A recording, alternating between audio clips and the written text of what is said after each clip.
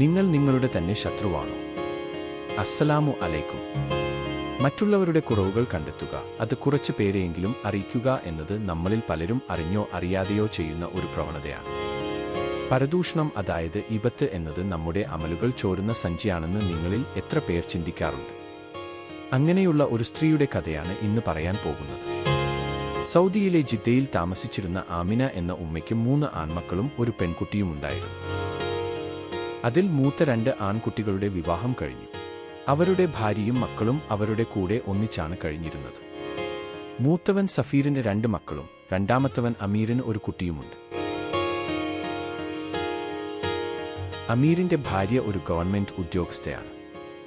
ജോലി കഴിഞ്ഞു വീട്ടിൽ എത്തിയാൽ വൈകുന്നേരങ്ങളിൽ അവർ എല്ലാവരും ഒന്നിച്ചിരുന്നു കളിയും തമാശയും പറയുമായിരുന്നു. ആമിനുമ്മയുടെ ഇളയ മകൾ അടുത്തുള്ള ഒരു കോളേജിൽ പഠിക്കുകയാണ്. ക്ലാസ്സിലെ തന്നെ ഏറ്റവും മിടുക്കിയും പഠിക്കുകയും ചെയ്യുന്നവളായിരുന്നു ആസിയ. അവളുടെ സ്വഭാവം കൊണ്ടും മിടുക്ക് കൊണ്ടും അവളെ എല്ലാവർക്കും ഇഷ്ടമായിരുന്നു. ഇളയവന്റെ ആവശ്യപ്രകാരം ഒരു യത്തീമായ പെൺകുട്ടിയെ കണ്ടെത്തി വിവാഹം കഴിപ്പിക്കാൻ ആമിന ഉമ്മ തീരുമാനിച്ചു. അങ്ങനെ പെണ്ണ് കാണാൻ പോയ സമീരൻ സാലിഹയെ നന്നായി ഇഷ്ടപ്പെട്ടു. അന്ന് സാലിഹ അവനോട് അവളുടെ ചെറിയൊരു ആവശ്യം മുന്നോട്ട് വെച്ചു. അവൾക്ക് അധികമൊന്നും തമാശ പറഞ്ഞും കളിച്ചും ചിരിച്ചും സമയം ചിലവഴിക്കാൻ കഴിയില്ലായിരുന്നു. ഒറ്റയ്ക്ക് വളർന്നതുകൊണ്ട് അവൾ കൂടുതൽ സമയം ഒറ്റയ്ക്ക് ഇരിക്കാനാണ് ഇഷ്ടപ്പെട്ടിരുന്നത്. സമീർ അത് സമ്മതിച്ചു. അങ്ങനെ അവരുടെ നിക്കാഹ് കഴിഞ്ഞു. സമീറിന്റെ വീട്ടിൽ എപ്പോഴും സംസാരവും ചിരിയുമൊക്കെയായി ആഘോഷഭരിതമായിരുന്നു. എല്ലാവരും തമ്മിൽ വളരെ സ്നേഹത്തിൽ കഴിയുന്ന വീട്. എന്നാൽ സ്വാലിഹ പറഞ്ഞതുപോലെ തന്നെ അവൾ ഈ കളിതമാശകളിൽ നിന്ന് വിട്ടു നിൽക്കാറായിരുന്നു. ഭക്ഷണമൊക്കെ കഴിഞ്ഞാൽ സ്വാലിഹ പതുക്കെ അവളുടെ മുറിയിലേക്ക് പോകും. കൂടുതൽ സമയവും അവൾ പുസ്തകങ്ങളുടെ ഇടയിലായിരുന്നു. ഇത് മനസ്സിലാക്കിയ സമീറിന്റെ മൂത്ത ജ്യേഷ്ഠന്റെ ഭാര്യ ഉമ്മയോടായി പറഞ്ഞു, എന്താ അവൾക്ക് വല്ല അസുഖവും പകരുമോ? നമ്മളുടെ കൂടെ കുറച്ചു നേരം സംസാരിച്ചിരുന്നാൽ. അവൾ സംസാരിക്കാൻ നിൽക്കാത്തതുകൊണ്ട് ഒരു പരിചയവുമില്ലാത്ത ഒരാളെ പോലെയാണ്. സമീറിന്റെ ഉമ്മ സമീറിനോട് പലവട്ടം ഇതിനെക്കുറിച്ച് ചോദിച്ചു. ഉമ്മ, അവൾ നിക്കാഹിന് മുന്നേ ആവശ്യപ്പെട്ട ഒരേയൊരു ആവശ്യമാണ് അത്. അതുകൊണ്ട് തന്നെ എനിക്കവളെ നിർബന്ധിക്കാൻ കഴിയില്ല. അവൻ അവളുടെ മേൽ നിർബന്ധം ചുമത്തി ആ സദസ്സുകളിൽ ഇരുത്താൻ മുതിർന്നില്ല. പകരം അവളുടെ വ്യക്തിത്വം മനസ്സിലാക്കി കൂടെ നിന്നു. അതിന്റെ പേരിൽ ഉമ്മ അവളോട് കാണിച്ച നീരസത്തിന് അവൻ അവളോട് ക്ഷമ ചോദിക്കുകയും ചേർത്ത് പിടിക്കുകയും ചെയ്തു. കാലം കടന്നുപോയി. താഴത്തെ ഹാളിൽ തമാശയും പൊട്ടിച്ചിരികളും കനക്കുമ്പോൾ സ്വാലിഹ മുകളിലത്തെ മുറിയിൽ ശാന്തയായി ഖുർആൻ പാരായണത്തിലും പുസ്തക വായനയിലും മുഴുകി. ഒരു ദിവസം വല്ലാതെ സങ്കടപ്പെട്ടുകൊണ്ടാണ് സമീർ മുകളിലേക്ക് കയറി വന്നത്. എന്റെ ജ്യേഷ്ഠൻ അമീർ വിവാഹമോചനത്തിന് തയ്യാറെടുക്കുകയാണ്. എന്താണ് അവർക്കിടയിൽ സംഭവിച്ചതെന്ന് അറിയില്ല. ഞാൻ ആവും വിധം പിന്തിരിപ്പിക്കാൻ ശ്രമിച്ചെങ്കിലും കഴിഞ്ഞില്ല, സമീർ പറഞ്ഞു നിർത്തി.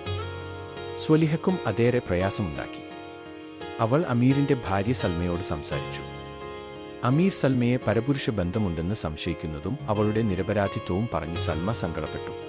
പിന്നെയും നാളുകൾ കടന്നുപോയി. അങ്ങനെയിരിക്കെ വീണ്ടും അവിടെ അന്തരീക്ഷം നിരന്തരം കലഹങ്ങൾ നിറഞ്ഞതായി തുടങ്ങി. മകൾ ആസിയോടായി ഉമ്മ പലപ്പോഴും ദേഷ്യപ്പെടാൻ തുടങ്ങി. ആസിയയ്ക്ക് എന്തിനാണ് ഉമ്മ തൊട്ടതിനും പിടിച്ചതിനും ദേഷ്യപ്പെടുന്നത് എന്നറിയില്ലായിരുന്നു. അവൾ തന്റെ സഹോദരന്മാരോട് തന്റെ സങ്കടം പറഞ്ഞു. അമീർ ഉമ്മയോടായി ചോദിച്ചെങ്കിലും ഉമ്മ ഒന്നും വിട്ടു പറഞ്ഞില്ല. ആയിടയ്ക്കാണ് മൂത്ത ജ്യേഷ്ഠൻ സഫീറിന്റെ ഭാര്യ പെട്ടെന്ന് മരണപ്പെടുന്നത്. പ്രത്യേകിച്ച് ഒരു അസുഖവും അവർക്കില്ലായിരുന്നു. കുറച്ചു സമയത്തിനുള്ളിൽ അവിടെ ആളുകൾ കൂടി. ആർക്കും തന്നെ വിശ്വസിക്കാൻ കഴിഞ്ഞില്ല. അവർ നല്ല സുഹൃത്ത് വലയമുള്ളവരായിരുന്നു. വൈകാതെ തന്നെ മയ്യത്ത് കുളിപ്പിക്കാനെടുത്തു. സ്വാലിഹയും അവളുടെ പരിചയത്തിലുള്ളവരും ചേർന്നാണ് കുളിപ്പിക്കാനൊരുങ്ങിയത്. പെട്ടെന്ന് അവിടെ ഒരു ദുർഗന്ധം ഉയർന്നു തുടങ്ങി. അത് മയ്യത്തിന്റെ വായിൽ നിന്നാണെന്ന് മനസ്സിലായ അവർ അവതും വിധം വായ കഴുകിയിട്ടും മണം മാറിയില്ല. കുളിപ്പിക്കാൻ വന്നവരൊക്കെയും പിന്നോട് വലിഞ്ഞു. സ്വാലിഹായും അവളുടെ ഒരു സുഹൃത്തും ചേർന്ന് ദുർഗന്ധം വക വെക്കാതെ മയ്യത്ത് കുളിപ്പിച്ചു. ഒരു തുണി മടക്കി വായിൽ തിരുകിയാണ് അവർ കുളിപ്പിച്ചെടുത്തത്. എത്ര തന്നെ ആലോചിച്ചിട്ടും ഈ ദുർഗന്ധം പെട്ടെന്ന് വന്നതെങ്ങനെ എന്ന് അവർക്ക് മനസ്സിലായില്ല. അങ്ങനെ മയ്യത്ത് കുളിയും നമസ്കാരവും കഴിഞ്ഞിരിക്കെ അവിടെ അമീറിന്റെ ഭാര്യയായിരുന്ന സൽമ മയ്യത്ത് കാണാനായി വന്നു. സ്വാലിഹ ആശ്വസിപ്പിക്കുന്ന വണ്ണം അവരുടെ അടുത്തേക്ക് ചെന്നു. എന്നാൽ സൽമയുടെ കണ്ണുകളിൽ സങ്കടത്തിന്റെ നിഴൽ പോലും ഇല്ലായിരുന്നു. പകരം അവർ മയ്യത്തിനെ നോക്കി അൽഹംദുലില്ലാഹ് എന്ന് പറയുന്നത് കേട്ട് അവൾ അമ്പരന്നു. ശേഷം സൽമ പറഞ്ഞു തുടങ്ങി, നിനക്കറിയാമോ സ്വാലിഹ, എന്റെ കുടുംബം തകർത്തത് ഈ സ്ത്രീയാണ്. ഇവരുടെ നാവിൽ വിഷമാണ്. നമ്മൾ പോലുമറിയാതെ നമ്മളുടെ മനസ്സിൽ ഇവൾ വിഷം കയറ്റും. മരിച്ചു കിടക്കുമ്പോഴും എനിക്കിവരോട് ഒരൽപ്പം പോലും സ്നേഹം തോന്നുന്നില്ല. ആസിയ പഠിച്ചു മുന്നേറുന്നത് തടയിടാൻ ഇവർ ഉമ്മയോട് പലതും പറഞ്ഞു കൊടുത്തു. നീ ഇവരുടെ കെണിയിൽ പെടാഞ്ഞത് ഇവരോട് സംസാരിക്കാൻ നിൽക്കാഞ്ഞതുകൊണ്ടാണ്. അല്ലെങ്കിൽ നമ്മളിലുള്ള ബലഹീനത മനസ്സിലാക്കി അത് മറ്റുള്ളവരിലേക്ക് എത്തിക്കും. ദൈവം ഇവരെ ശിക്ഷിക്കട്ടെ. സ്വാലിഹ ഭയന്നത് എന്താണോ അത് തന്നെയാണ് അവർ പറഞ്ഞത്. അവൾ തന്റെ നാവ് കാരണം നരകത്തിൽ പ്രവേശിക്കുന്നത് ഭയപ്പെട്ടു. ഏറ്റവും കൂടുതൽ സ്ത്രീകൾ നരകാവകാശികൾ ആവുന്നത് അവരുടെ നാവ് കാരണമാണെന്ന് റസൂലുള്ളാഹ് നമുക്ക് മുന്നറിയിപ്പ് തന്നിട്ടുണ്ട്. എങ്കിലും നാം കൊച്ചു വർത്തമാനങ്ങൾക്കിടയിൽ അറിയാതെയാണെങ്കിലും മറ്റുള്ളവരുടെ കുറവുകൾ പറയാൻ മടി കാണിക്കാറില്ല. അത് നമ്മുടെ അമലുകൾ എഴുതി വെക്കപ്പെടുന്നത് തടയും.